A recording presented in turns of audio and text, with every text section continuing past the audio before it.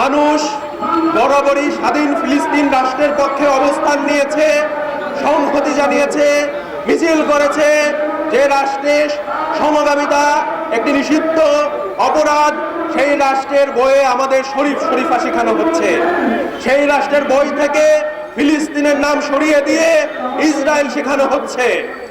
আমরা খুব সুস্পষ্টভাবে বলে দিতে চাই, বাংলাদেশের মানুষ এই দেশের এই ভূখণ্ডের যে ইতিহাস ঐতিহ্য আছে, বাংলাদেশের মানুষ যে ভ্যালুস ধারণ করে, বাংলাদেশের মানুষ যে বিশ্বাস রাখে, সেই বিশ্বাসকে সামনে রেখেই বাংলাদেশের এই বিতর্কিত শিক্ষানীতি বাতিল করতে হবে এবং বাংলাদেশের জনগণকে সেই শিক্ষানীতি দিতে হবে যে শিক্ষানীতির মাধ্যমে আমরা বাংলাদেশের যে ইতিহাস ঐতিহ্য আছে, আমাদের পারিবারিক বিশ্বাস আছে, আমাদের ধর্মীয় বিশ্বাস আছে, গত 100 বছর ধরে এই ভূখণ্ডের মানুষ যে বিশ্বাস চর্চা করে আসছে, তাকে সামনে রেখেই নতুন শিক্ষানীতি অনিবিলম্বে তৈরি করতে হবে।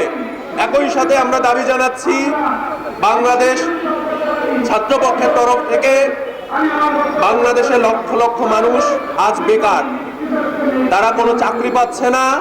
বাংলাদেশ রাষ্ট্রের সরকার তাদের চাকরি দিতে ব্যর্থ হয়েছে। আমরা দাবি জানাচ্ছি তাদেরকে বেকার ভাতার আওতায় আনতে হবে। বাংলাদেশে বর্তমানে সমাজ কল্যাণ খাতে মাত্র 13,000 কোটি টাকা ব্যয় করা হয়, যেখানে বাংলাদেশ রাষ্ট্রের বাজেটের পরিমাণ 7.5 লক্ষ কোটি টাকার উপরে। আমরা সরকারের কাছে দাবি জানাচ্ছি, বাংলাদেশ রাষ্ট্রের এই বেকারদের ভাতার আওতায় আনা সহ সমাজ কল্যাণ খাতের ব্যয় 13,000 কোটি টাকা থেকে 50,000 কোটি টাকায় নিয়ে যেতে হবে। এই অবৈধ সরকার, বিনা ভোটের সরকার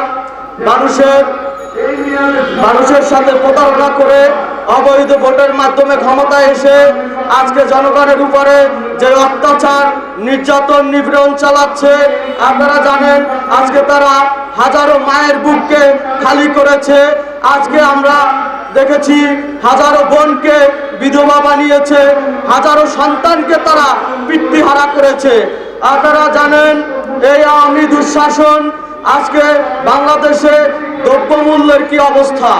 আপনার মানুষ আজকে বাজারে গেলে কিছু কিনতে পারে না। দ্রব্যমূল্য এতটাই বেড়ে গিয়েছে, সাধারণ মানুষের হাতের নাগালের বাইরে। আমরা বলতে চাই, এই অবৈধ অপশক্তিকে না সরাতে পারলে এর সংকট মুছবে না।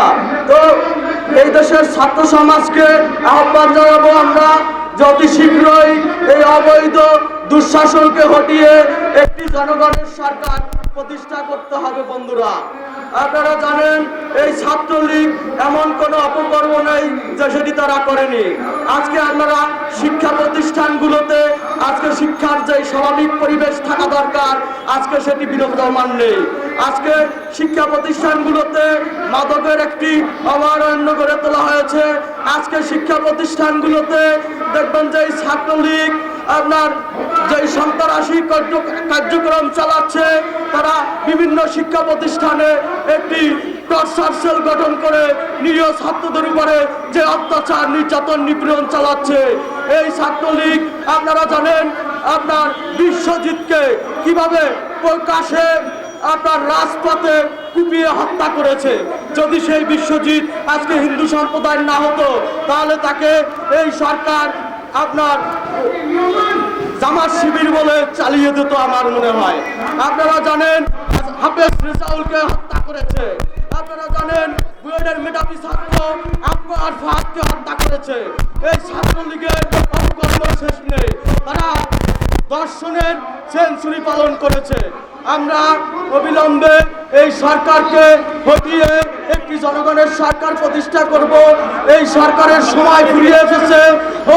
দীর্ঘ আমাদের এখানে অনেক উপস্থিতি রয়েছেন।